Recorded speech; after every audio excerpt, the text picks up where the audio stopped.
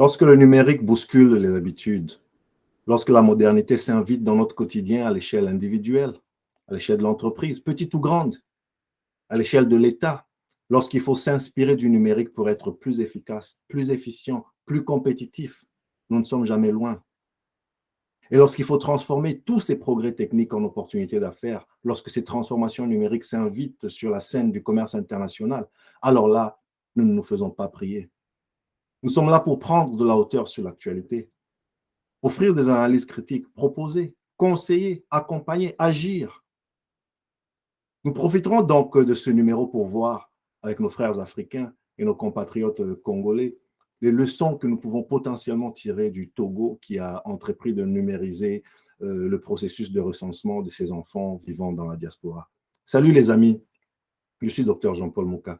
Bienvenue dans ce nouveau numéro de Excel Africa BizTech, cet espace qui tente de décrypter les enjeux africains à l'intersection de la transformation numérique et le commerce international. Bienvenue donc en ce mois d'avril. Donc, nous sommes là en ce week-end du 2 avril où nous allons vous proposer en fait 2 numéros parce que nous sommes conscients qu'avril sera chargé et il ne manquera pas de matière, mais il y a 2 sujets que nous n'avons pas pu traiter au mois de mars et donc nous allons rapidement revenir. Ce numéro 22, chers amis, donc, qui nous emmènera au Togo. Le Togo qui a lancé récemment un système digital de recensement des Togolais de la diaspora. Et juste après, nous vous ferons un nouveau numéro donc pour nous amener faire une escale rapide au Bénin qui vient récemment d'adopter une politique nationale d'archivage, sujet par ailleurs vital pour la bonne gouvernance à laquelle tant d'Africains aspirent. Et donc, on peut voir ici Diaspo Togo qui nous parle de cette plateforme numérique pour procéder à l'enregistrement et donc au recensement des Togolais de la diaspora, avec comme objectif, premièrement, de réunir les membres de la diaspora togolaise au sein d'une communauté virtuelle afin de renforcer les relations entre eux, de même qu'avec leur pays par le biais d'un seul instrument de communication. Cette plateforme leur permettra donc également de faire part de leurs expériences à l'étranger, de retrouver et de trouver des solutions aux problèmes communs. Ensuite, de fournir des informations pratiques sur les services publics, initiatives, projets, programmes et autres événements qui concernent la diaspora. Enfin, servir de plateforme dynamique de communication et d'alerte, notamment en cas de détresse. Voilà donc la plateforme qui vient d'être lancée. Je ne sais pas ce que vous en pensez, chers amis, mais c'est très bien décrit, c'est très bien expliqué. Il y a un numéro à appeler, il y a des liens pour le fameux lien, je pense, voilà. Là, d'ailleurs, ce papier dans CIO Mag ne dit pas le contraire. Togo, les plateformes digitales pour recenser la diaspora, et voilà les plateformes en question, recensement.diaspora.tg ainsi que diasporatg.org. Et vous avez là un numéro WhatsApp, je pense Telegram aussi, à appeler pour un support technique. Je ne sais pas ce que vous en pensez, mais moi, je salue ce genre d'initiative, celle-ci en particulier. J'aimerais la voir reproduite dans tous les pays africains, surtout ceux qui sont plus ou moins à la traîne en termes d'identification nationale.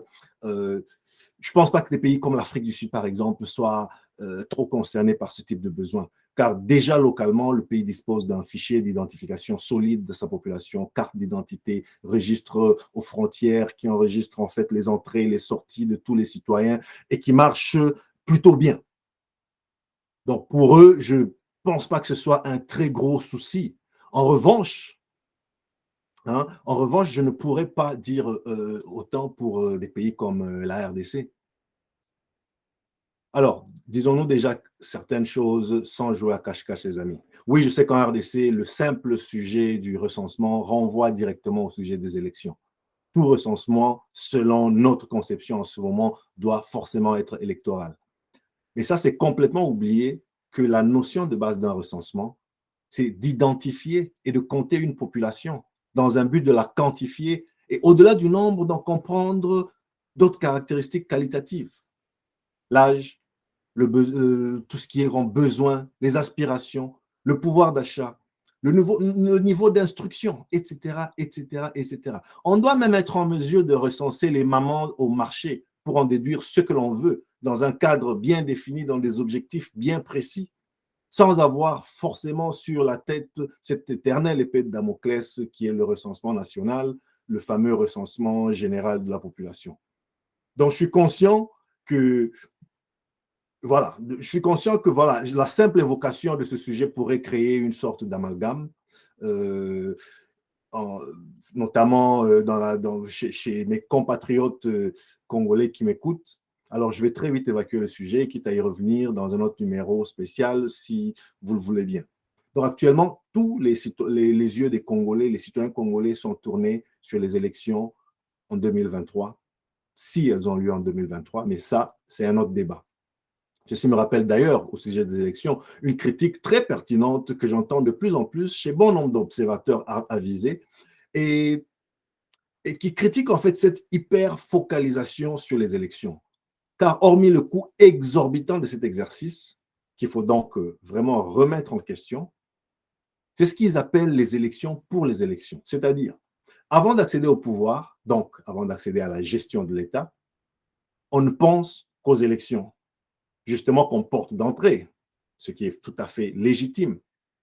Ensuite, une fois arrivé au pouvoir, une fois arrivé à la gestion de l'État, on passe tout son temps, on passe tous les moyens, on consacre toute l'attention de l'État à préparer comment s'y maintenir. On me dira, voilà, c'est aussi légitime parce que c'est de cela qu'il s'agit en politique. Seulement la tragédie, les amis, c'est lorsque les acteurs politiques, avec la complicité souvent de nous tous, citoyens lambda, opposition, société civile, eh bien, ils cherchent désespérément à gagner une élection uniquement pour être celui qui aura le plus d'influence dans l'organisation des prochaines élections.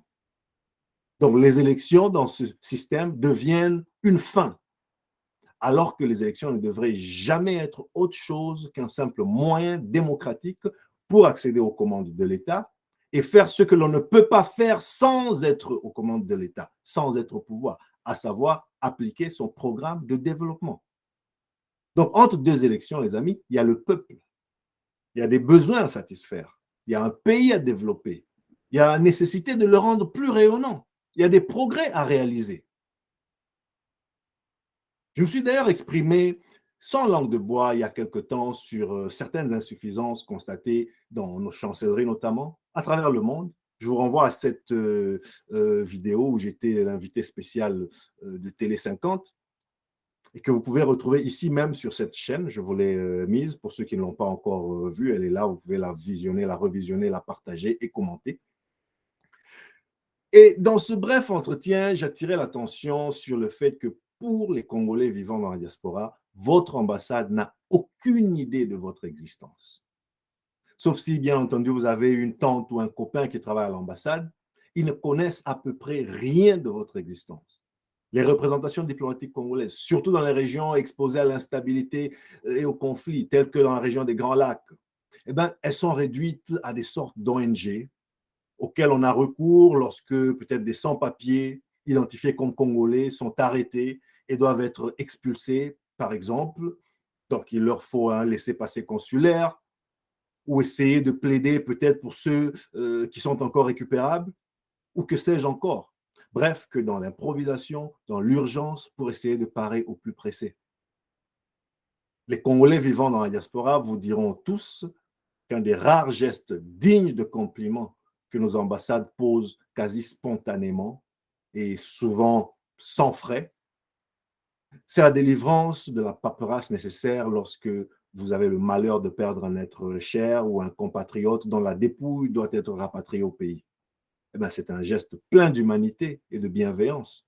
Mais soyons sérieux, ce devrait être la moindre des choses. Enfin, je veux dire, il ne manquerait plus qu'on laisse pourrir les dépouilles des compatriotes décédés à l'étranger, hein, alors que leurs familles souhaiteraient et peuvent se payer le rapatriement de la dépouille chez eux pour qu'ils soient enterrés en terre de leurs ancêtres en pleine dignité dans ce qu'eux considèrent comme un enterrement digne.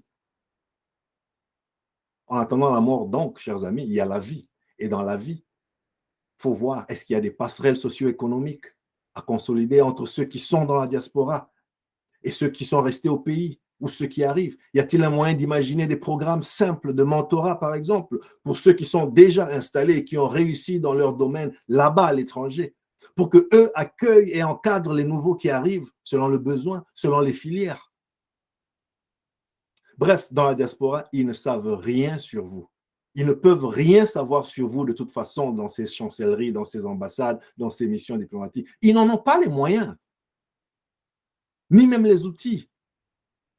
Et cela, je suis désolé, ce n'est pas le travail de la CENI. La CENI, c'est la Commission électorale nationale indépendante. Rien n'empêche au ministère des Affaires étrangères d'entreprendre de telles initiatives, de tels projets, élection ou pas élection. Car non, il n'y a pas que les élections dans la vie. Il y a aussi le commerce, la santé, l'état civil, le travail, les études.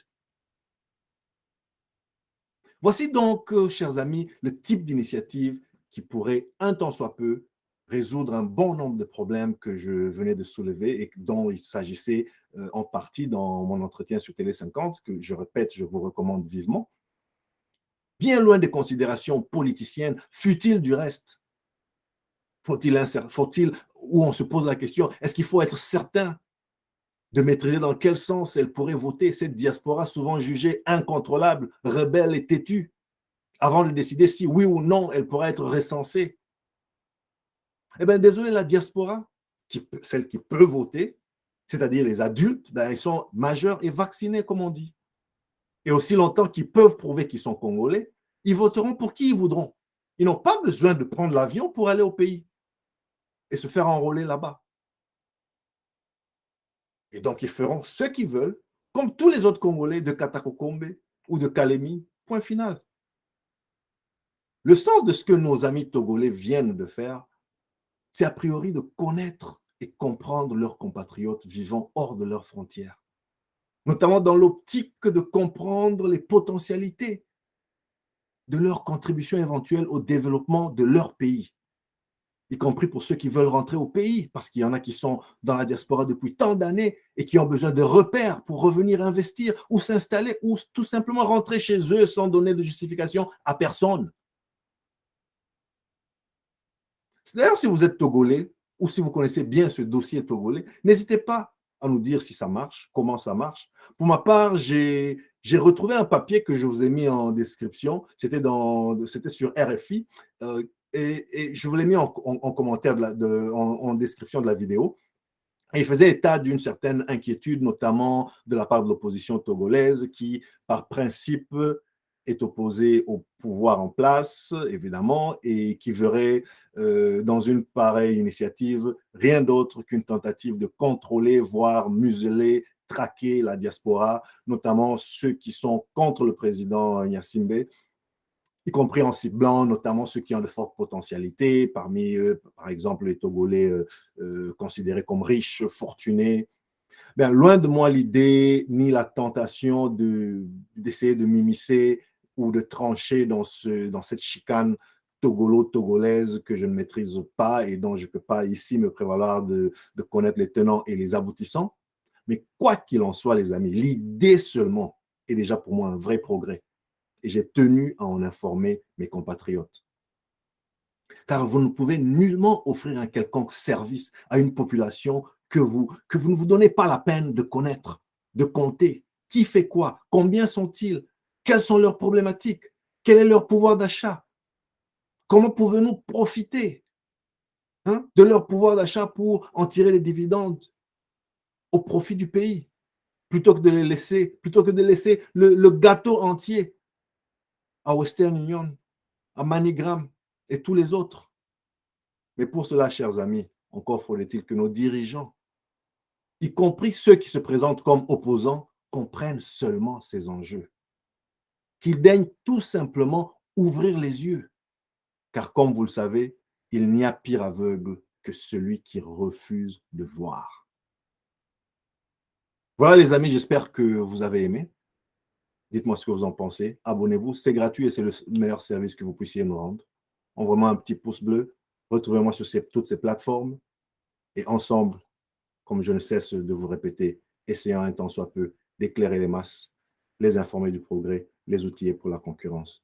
Votre homme serviteur, Dr Jean-Paul Mouka, je vous dis à bientôt avec le même plaisir. Prenez soin de vous et des vôtres. Chap, chap.